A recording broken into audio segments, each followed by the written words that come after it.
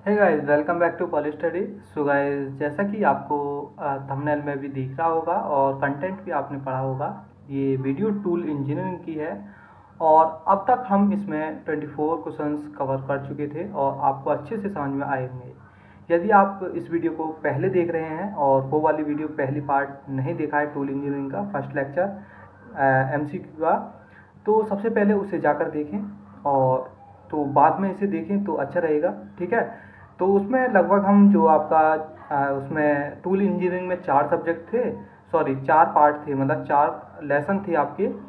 तो 4 चैप्टर में से हमने करीब पहला जो चैप्टर था उसमें जो फर्स्ट लेक्चर था उसी में हमने लगभग समाप्त कर दिया था।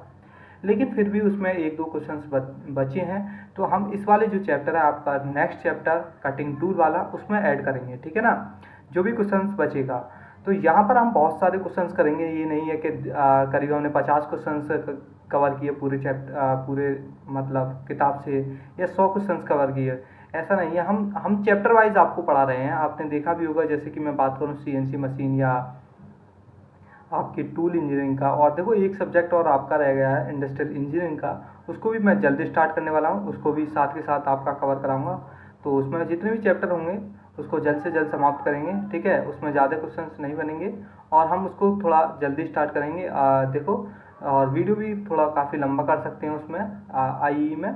ठीक है, अब तो यहाँ पर शुरू करते हैं। पहला क्वेश्चन आपको जैसा कि दिख रहा है यहाँ पर है, निम्न में से साधारण ड्रिल जो आपकी सिंपल ड्रिल है, कार्यों के लिए क्लियरेंस एंगल जो होता है उसका कितने से कितने के बीच में रखा जाता है। ठीक है, तो यहाँ पर पहला ऑप्शन है 10 से मतलब 12 डिग्री, 12 से 15 डिग्री, और यहाँ पर तीसरा ऑप्शन है 15 से 20 डिग्री और 21 से 24 डिग्री। तो यहाँ पर आपका जो क्लियरेंस एंगल जो साधारण ड्रिल होता है, मतलब ड्रिल लगा होता है ड्रिल मशीन में, वो कितना होता है, वो होता है आपका 12 से 15 डिग्री के बीच में। ठीक है, तो राइट ऑप्शन होगा बी। ठीक है, यहाँ पर समझ में आया। नेक्स्ट क्वेश्चन देखो कि डबल फ्लूटेड ड्रिल के कितने कटिंग एज होते हैं। ठीक है, उसके कटिंग एज होती है, कितने होते हैं, 2 होते हैं, 3 होते हैं, 4 या 5। तो यहाँ पर आपके 4 ऑप्शन दिए हैं, इसमें से सही ऑप्शन कौन सा है वो आपको चूज करना होगा। ठीक है, इसी प्रकार से आपके MCQ ऑनलाइन एग्जाम में आपको स्क्रीन पर दिखेंगे। ठीक है ना, अलग से कुछ नहीं बनेगा उसमें। और बस वहाँ पर अंतर क्या होगा, वहाँ पर हिंदी में भी होगा और इंग्लिश में होगा, मतलब बाइलिंगुअल आपको मिलेगा। ठीक है, यहाँ पर बस मैं केवल हिंदी में ही प्रोवाइड करा रहा हूँ, क्योंकि काफ़ी ज़्यादा टाइम लगेगा मुझे भी क्वेश्चंस को बनाने में इंग्लिश और हिंदी में। ठीक है, इस वजह से मैं केवल हिंदी में कर रहा हूँ। ठीक है, MCQ आपको करा रहा हूँ। ओके, तो यहाँ पर इसका राइट आंसर क्या होगा, 2। ठीक है, उसमें जो कटिंग एज होते हैं वो 2 होते हैं। ठीक है, नेक्स्ट है, ड्रिल की स्पीड मालूम रहने के पर ड्रिल का व्यास बढ़ने से कटिंग स्पीड पर निम्न में से क्या प्रभाव पड़ेगा। जो कटिंग स्पीड होगी उसको मतलब उसकी जब काम करेंगे हम ड्रिल मशीन की सहायता से, और ठीक है, तो वहाँ पर क्या प्रभाव पड़ सकता है, तो घटती है, समान रहती है, बढ़ती है, या कोई नहीं। तो यहाँ पर इसका राइट ऑप्शन होगा यहाँ पर घटती है। ठीक है, नेक्स्ट चलते हैं।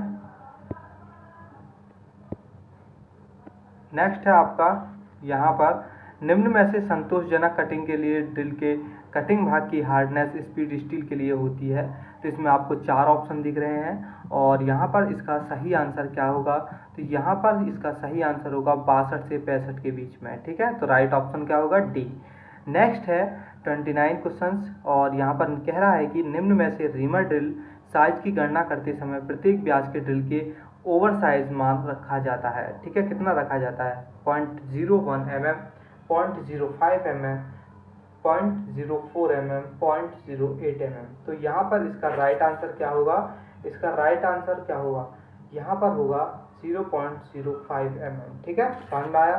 नेक्स्ट क्वेश्चन पढ़ो इसको। इसमें कह रहा है कि वो कि निम्न में से कौन सी विधि होल में टूटे टेप को निकालने की नहीं है। मतलब जैसे कि आप किसी भी वर्कपीस या जॉब पर काम करोगे, टेप टूल आपको मालूम होगा कौन सा होता है। ठीक है, तो वहाँ पर यदि वो उसमें से मतलब होल में ही टूट जाता है तो उसको निकालने की किस तरीके से निकालते हैं, तो इसमें कहा है कि नहीं है विधि। ठीक है, तो यहाँ पर पहला ऑप्शन है टेप एक्सट्रैक्टर के द्वारा, या नोज प्लायर के द्वारा, और नाइट्रिक एसिड डालकर, या पेचकस द्वारा। तो इसका राइट ऑप्शन होगा यहाँ पर सी, नाइट्रिक एसिड डालकर। ठीक है, नेक्स्ट है निम्न में से किस कारण से रिमिंग करने के बाद सतह पर धब्बे रह जाते हैं? पहला ऑप्शन है धातु को अधिक तेज स्पीड पर काटा गया, दूसरा ऑप्शन है रीमर का चुनाव गलत हो गया है, या तीसरा ऑप्शन है रिमिंग अलाउंस कम था। ठीक है, नेक्स्ट ऑप्शन है शीतक कम मात्रा में प्रयोग किया। शीतक का मतलब है कूलेंट। यदि आपने कूलेंट कम प्रयोग किया है, मतलब जब आप रीमर का प्रयोग किसी जॉब पर काम करने के लिए करते हैं तो वहाँ पर क्या होता है, कूलेंट की आवश्यकता होती है, और ये भी पता होगा आपको कूलेंट हम क्यों प्रयोग करते हैं। ठीक है, तो यहाँ पर 4 ऑप्शन है, इसमें सही ऑप्शन क्या होगा? तो यहाँ पर इसका सही ऑप्शन होगा रिमिंग अलाउंस कम। ठीक है, तो यहाँ पर आगे चलते हैं। आगे है, निम्न में से ड्रिलिंग टूल का मुख्य कार्य है जॉब में वृत्ताकार सुराख करना, वृत्त रूप में कटाई करना, अतिरिक्त धातु को हटाना, या इनमें से कोई नहीं। तो यहाँ पर क्या होगा इसका राइट ऑप्शन? तो राइट ऑप्शन होगा इसका यहाँ पर ए, जॉब में वृत्ताकार सुराख करना। ठीक है, नेक्स्ट क्वेश्चन, निम्न में से किस कारण से ट्विस्ट ड्रिल जॉब रफ सुराख बनाता है? पहला ऑप्शन है क्लियरेंस एंगल बहुत अधिक है, क्लियरेंस एंगल बहुत कम है, कटिंग स्पीड बहुत कम है, या फीड दर बहुत अधिक है। तो इसका राइट ऑप्शन क्या होगा?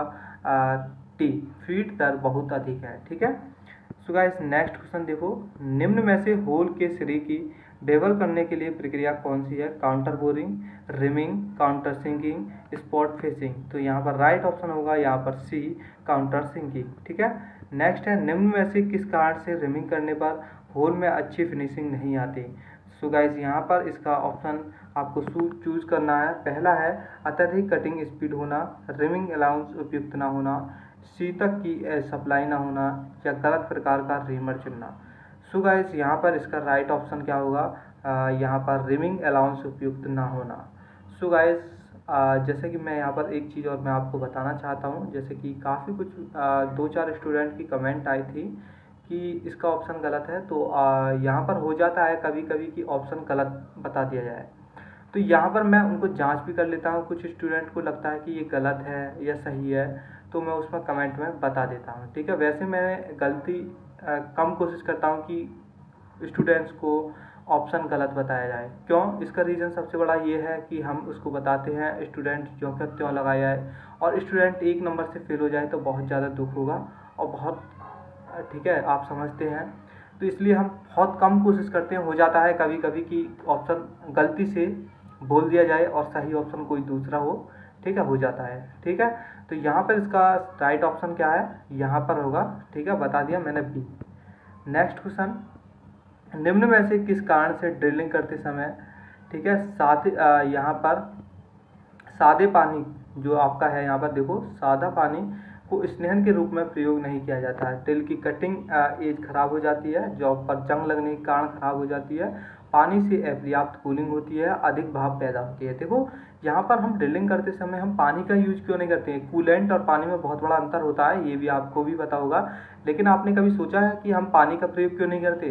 तो यहाँ पर वही कारण यहाँ पर पूछा गया है, प्रयोग नहीं किया जाता है। कौन सा यहाँ पर एक कारण है आपको यहाँ पर चूज करना है और इसका राइट ऑप्शन आपको बताना है। तो यहाँ पर इसका राइट ऑप्शन होगा 36 का बी, जॉब पर जंग लगने के कारण खराब हो जाती है। ठीक है, सो गाइस नेक्स्ट है, निम्न में से ड्रिल कटिंग एज का कौन होता है? 124, 121, 118 या 59। ठीक है, तो यहाँ पर इसका राइट ऑप्शन होगा 118, मतलब option number c right answer. देखो ड्रिल कटिंग एज का जो कोण होता है 118 डिग्री होता है, ये आपको याद रखना है, पूछा जा सकता है ये आपसे। निम्न में से किस कथन द्वारा अच्छी फिनिशिंग प्रदान करने के लिए रीमर में दांते तथा स्पेसिंग को डिजाइन किया जाता है? ऑप्शन ए, दांतों तथा स्पेसिंग की विषम संख्या है, दांतों तथा स्पेसिंग की सम संख्या है, दांतों की विषम संख्या तथा स्पेसिंग की विषम संख्या, नेक्स्ट है दांतों की सम संख्या तथा स्पेसिंग की विषम संख्या। तो यहाँ पर इसका राइट ऑप्शन होगा डी, दांतों की सम संख्या तथा स्पेसिंग की विषम संख्या। नेक्स्ट क्वेश्चन है, होल को फिनिश करने और थोड़ा सा बड़ा करने वाले कटिंग टूल क्या कहलाते हैं? सो गाइस यहाँ पर जो इसका राइट आंसर क्या होगा? Drill, tap, die, reamer. तो इसका राइट आंसर होगा सी, मतलब डाई। नेक्स्ट है, किस धातु की रिमिंग करते समय कूलेंट की जरूरत नहीं होती? Aluminium, cast iron, copper, steel. तो यहाँ पर इसका राइट ऑप्शन होगा कास्ट आयरन। कास्ट आयरन में इसकी जो कूलेंट की ज़रूरत कम पड़ती है, ठीक है, होती नहीं है वैसे। नेक्स्ट है, निम्न में से किस कूलेंट का प्रयोग कॉपर या एल्युमिनियम की टेपिंग के दौरान प्रयोग किया जाता है? मिट्टी का तेल, लार्ड ऑयल, सोडा पानी या सूखा। ठीक है, तो इसका राइट आंसर क्या होगा? यहाँ पर राइट आंसर होगा मिट्टी का तेल। ठीक है, नेक्स्ट क्वेश्चन है, ट्विस्ट ड्रिल के बॉडी पर बने ग्रुप्स को क्या कहते हैं?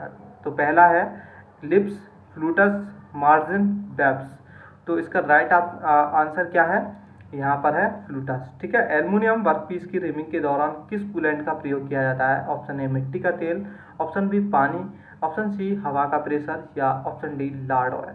सो गाइस, इसका आंसर आपको कमेंट बॉक्स में बताना है। मैं देखना चाहता हूँ कितने स्टूडेंट इसका आंसर सही दे पाते हैं, और इसका आंसर का जो डिस्कशन है वो हम अगली वीडियो में आपको बताएंगे। सो गाइस, मिलते हैं नेक्स्ट वीडियो में। वीडियो को शेयर करना ना भूलें। Thank you.